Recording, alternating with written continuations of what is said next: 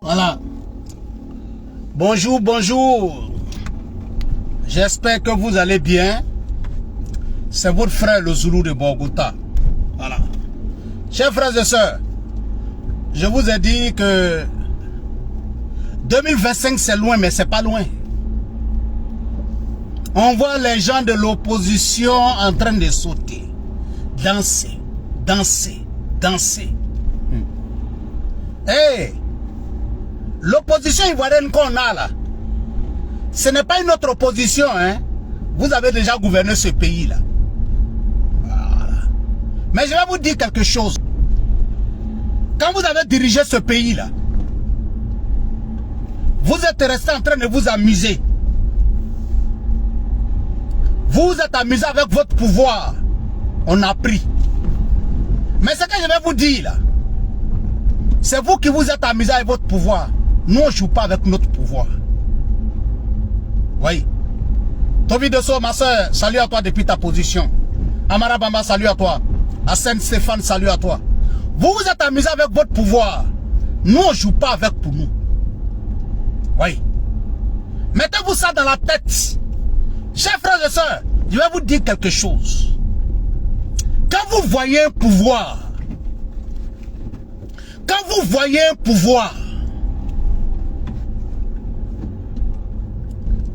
qui ne se comporte pas comme vous vous êtes comporté quand vous étiez au pouvoir, mettez-vous ça dans la tête. Notre côté de ça, on vous laisse rentrer. Il y a d'autres qui sont là, 2025, ça ne va pas se faire sans moi. Il y a d'autres qui sont là, ils savent que leur nom n'est pas sur la liste électorale. Ils disent non, eux ils seront candidats. On vous attend. Nous on n'est pas pressés. C'est vous qui êtes pressés, nous on n'est pas pressés. Le moment venu là, on va s'asseoir et puis on va parler. Le moment venu là, on va se croiser. Et puis chacun aura son mot à dire. Nous on n'est pas pressés. C'est vous qui êtes pressés. Sinon, quand vous-même vous vous asseyez là, quand vous regardez, ça dit, vous savez, quand les gens sont là, tu t'assois, tu dis, ah non, asseyons-nous. Le pays là, c'est pour tout le monde. Ce que vous n'avez pas été capable de faire là, quand vous aviez le pouvoir là, nous on a fait ça. Et puis la transformation que nous sommes en train de faire dans le pays là, vous voyez. Et puis vous bénéficiez de ça. Aujourd'hui là, quand il y a les concerts, tu vois les gars de l'opposition, c'est eux qui sont dans les... C'est ça on appelle un pays à diriger. Oui. C'est ça on appelle un pays à diriger. C'est ça on appelle un président en train de travailler. Oui. Par contre, à votre temps là, la seule chose qui était bon pour vous là, le pouvoir là, vous allez venir dire ici que on a mis des journalistes. Mais les journalistes, c'est démontrer aux yeux du monde entier que c'est des gens Gbagbo là. Vous qui parlez aujourd'hui là, au temps de Laurent Gbagbo là, le journalisme, au temps de Laurent Gbagbo, depuis que le président Ouattara est au pouvoir, je vous mets au défi, montrez-nous un journal dont le siège a été... Et parmi vous là, vous avez tous gouverné le pays. Il n'y a pas quelqu'un, il n'y a pas un opposant en Côte d'Ivoire. Il n'y a pas un opposant, il n'y a pas un parti d'opposition en Côte d'Ivoire qui va lever sa main pour dire que, parce que vous avez gouverné ce pays-là, hein, le PDCI a gouverné. Le PDCI a gouverné. Les soi-disant nouveaux partis politiques, nouveaux, qu'au PPACI. Même le PPACI, venez nous dire, vous avez gouverné ce pays-là, vous avez fait quoi? Même si tu demandes aux dirigeants, du PPACI de nous sortir une seule réalisation dont les Ivoiriens peuvent aujourd'hui en être ça. Ce que toi tu vis aujourd'hui là, les journalistes là auraient préféré ça. La famille de Camara H aurait préféré aujourd'hui que H. Les enfants de Camara H aujourd'hui auraient souhaité que les... Mais nous on n'est pas pressés. Adama, on n'est pas pressés. Aïe. 2025 là, ça verra. On verra. 2025 va pas se faire 100 mois là. Apprêtez-vous. Je serai candidat en 2025 là. Personne ne peut m'empêcher de faire la politique là. On verra. Oui. Personne ne peut t'empêcher de faire la politique. On verra. On verra. Mais on n'est pas pressé. Le moment venu là, on va s'asseoir. Et puis chacun va parler.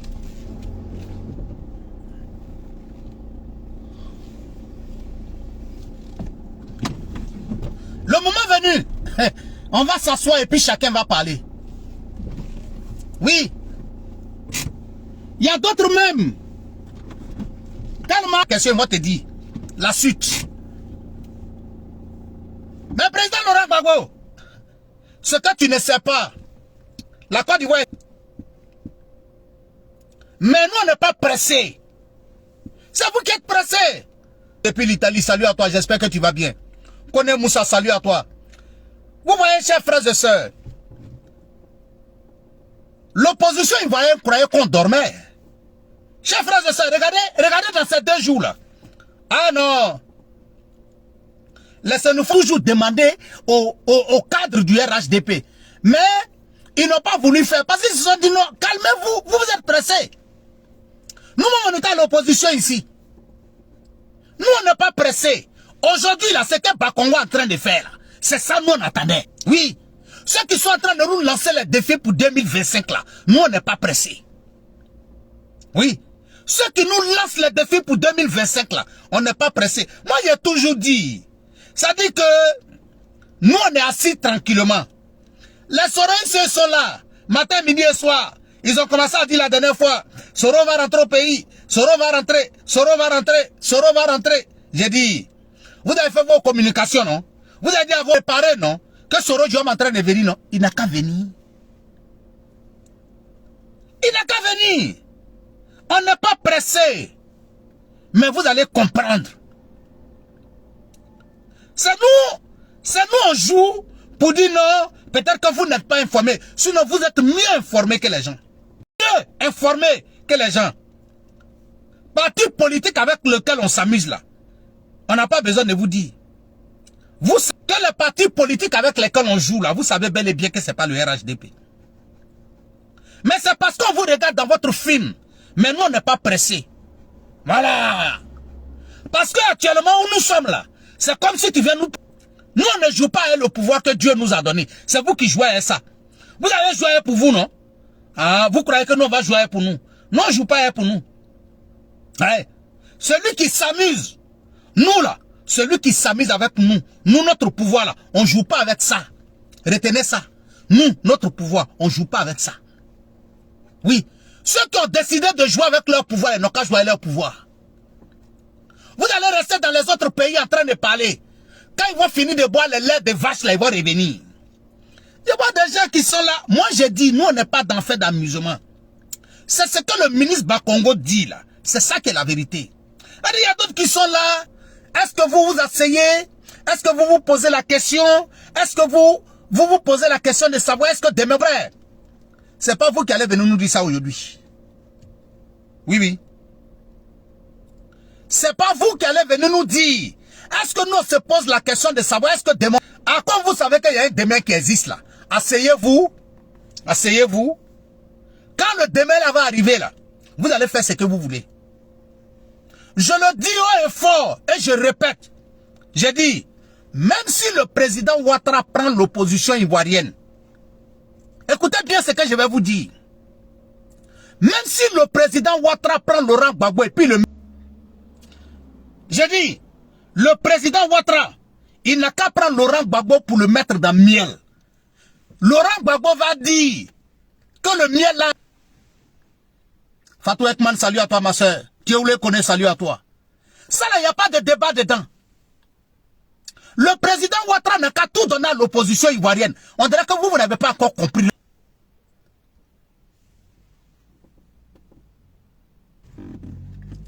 Ils disent qu'ils vont se mettre ensemble. Mettez-vous ensemble. Mettez-vous ensemble. Nous, on n'est pas pressés. Bon, vous voyez, c'est ce qui me plaît chez ceux qui aiment Laurent Gbagbo. Ça dit que toi, tu viens me poser question en 2024. Pourquoi vous Laurent Gbagbo? Quelqu'un qui est au pouvoir. C'est lui qui nommait le DG, ministre de l'Intérieur. C'est lui qui le nommait tous. On n'a pas eu. Quand on a eu besoin là, on a pris. On n'a pas. Voilà pourquoi quelque part, on doit avoir de l'opposition ivoirienne. Faut avoir l'opposition ivoirienne. Parce que si tu écoutes la bouche, si tu regardes leur bouche, ce qui sort de leur bouche. Mais parce que ça dit quelqu'un qui est à l'opposition, vous étiez au pouvoir, vous avez tout. Il est venu, vous... Maintenant que lui, il a le pouvoir, vous venez lui dire de nous. Est-ce que vous... Demandez Mamouna, salut à toi. Il y a quelqu'un qui me dit ici, écrivez son nom sur la liste électorale. Ah, donc le débat est fini. Ah, donc c'est nous, on doit écrire son nom sur la liste électorale. Ah ouais, c'est que nous sommes les champions. Donc c'est nous, vous attendez pour écrire le nom de Laurent Gbagbo sur la liste électorale. Ah, non, il ne peut pas lui-même écrire son nom sur la liste électorale. Non, attends, il ne peut pas écrire son nom sur la liste électorale. Ah, vous dites qu'il est fort, il est puissant. Toi-même tu viens me dire ici, et puis tu dis non, nous on n'a qu'à écrire son nom sur la liste électorale. Mais donc de toi à moi, c'est lui qui, si c'est lui qui est fort, c'est lui qui doit écrire notre nom sur la liste électorale. Hein? Vous voyez, c'est normal, hein? Faut animer la galerie. Je vous dis quelque chose. Il fallait que Laurent Gbagbo soit dans la politique ivoirienne pour donner un peu de l'humour à la politique. Parce qu'en réalité, Laurent Gbagbo n'est pas un politicien. En réalité, Laurent Gbagbo n'est pas un politicien. Voilà quelqu'un qui, depuis les années 89-88, a dit aux Ivoiriens, quand je vais prendre le pouvoir, je vais augmenter les salaires. Quand je vais prendre le pouvoir, je vais augmenter les salaires. Il a pris le pouvoir pendant 10 ans. Il n'a même pas été capable d'augmenter 5 francs sur le salaire des Ivoiriens. Et quand il leur pose fonctionnaire, mais attendez, il a toujours payé les fonctionnaires. C'était son argent. Adja Konato Doumia, ma grande soeur, salut à toi depuis ta position. Sam de Mila, salut à toi. Adiara Toulé, salut à toi, ma très chère petite soeur, depuis ta position. Moi, je le dis une fois, nous, on n'est pas pressés. Vous n'avez qu'à sauter comme sauterelle. Vous n'avez qu'à sauter comme... Vous allez finir de faire tout ça. Et puis, on va venir se croiser sur le vrai terrain politique. Je les vois. Tout ce que vous envoyez pour aller débattre là, on les... Tout ce que vous voyez là.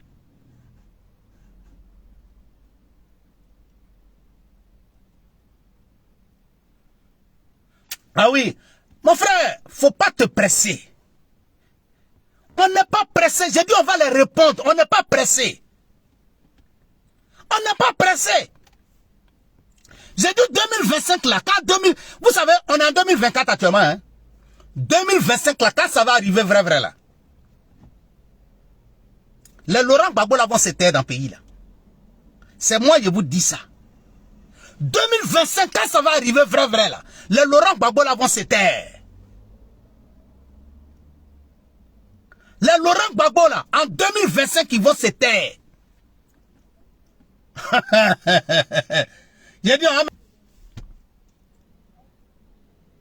J'ai dit, on va mettre... Il n'y aura même pas de débat dedans. Mais nous, on n'est pas pressés.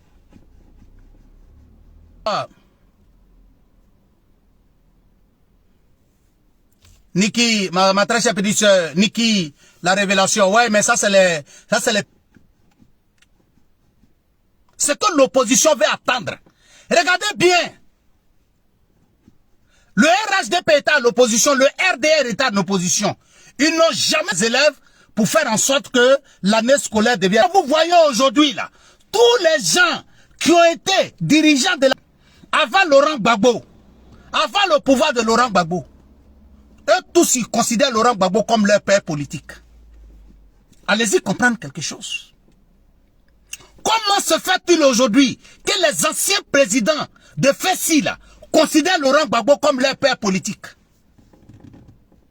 Ça veut dire que quand ils étaient en train de diriger la FESI, là, ils n'étaient pas en train de diriger la FESI, mais ils étaient en train de faire de la politique.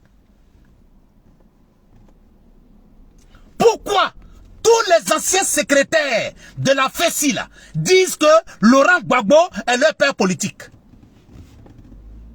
Posez-vous la question. Posez-vous la question de savoir pourquoi. Et puis regardez bien, tous ceux qui sont accusés, c'est-à-dire les anciens secrétaires, les anciens présidents de FESI, qui ont été accusés d'être l'auteur, sinon d'être les commanditaires, tous ceux qui sont accusés dans la FESI, d'avoir été ceux qui ont envoyé Laurent Gbagbo et leur père politique. Posez-vous la question de savoir. Posez-vous la question de savoir. Posez-vous la question de savoir pourquoi est-ce que quand Laurent Gbagbo a pris le pouvoir en Côte d'Ivoire, la plupart des membres de son gouvernement étaient des professeurs de collège et lycée.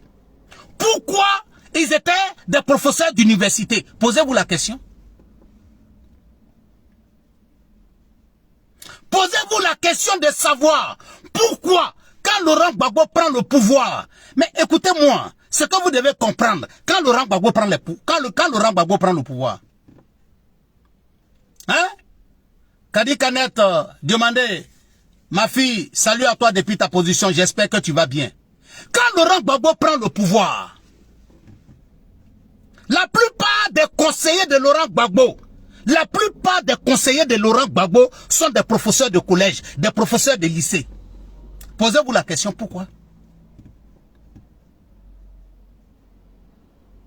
Posez-vous la question, pourquoi? Laurent Gbagbo prend le pouvoir. Regardez autour du président Ouattara. Regardons autour du président Ouattara. Mais la plupart de ces professeurs de collège ou bien de lycée ou bien d'université qui étaient autour de Laurent Gbagbo comme des conseillers ou bien ministres, c'est des gens, quand il était à l'opposition, quand il faisait ses manifestations, ces personnes-là n'étaient pas là. Je suis en train de vous parler parce que je suis témoin des faits.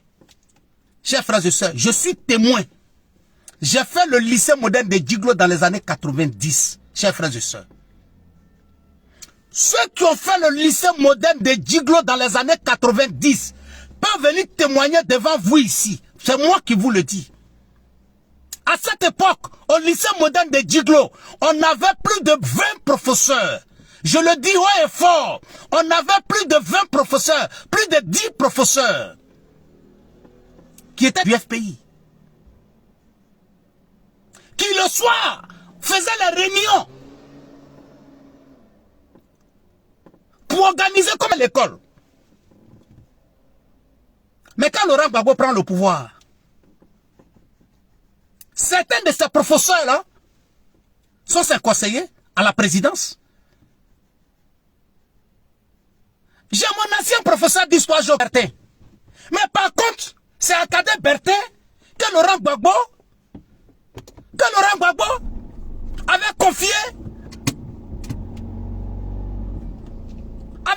tout. Je le dis un fort. Le FPI n'a qu'à venir me dire que c'est faux.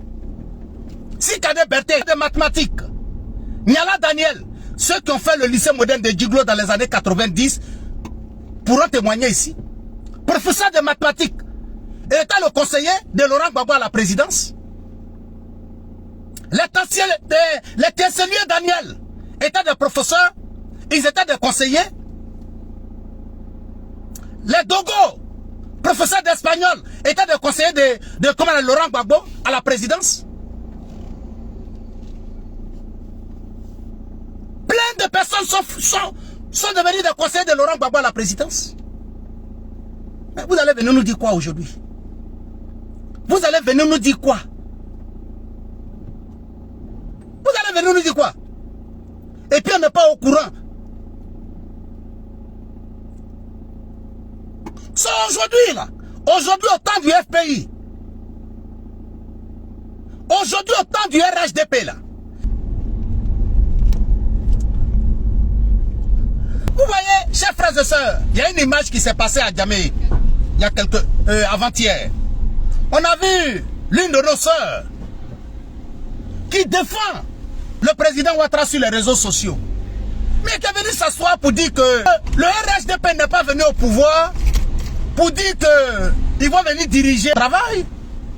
Combien du FPI peut venir s'asseoir devant nous ici pour dire qu'à son temps, quand Laurent Gbagbo était au pouvoir, lui il avait bac et puis il allait passer un concours.